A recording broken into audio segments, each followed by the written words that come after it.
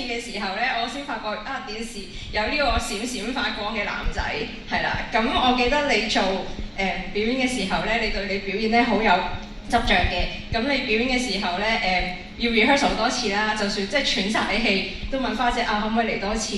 係啦，咁我好記得嗰個係啦。咁咧一路以嚟咧，我覺得你呢對 stage 嘅執着都我仲見到係啦，因為你每一次做表演啦，都有一啲新嘅編舞啦，又或者 cover 一啲歌咁樣 cover 多啲新嘅唔該，係啦。咁我想講即係雖然你覺得你個星星即係眼嗰個閃閃咧冇咗，但係其實一路都仲喺度嘅。只要你 keep 住你呢個內心呢個繼續對 stage 嘅執着啦，你要繼續閃閃發光。咁我哋大家都會繼續支持你。係。要嘅，跟住講得好好啊！呢個係愛的鼓勵嘅。都係，即係我有時都會覺得自己有時會覺得哇，啱啱出道隻眼幾有咩？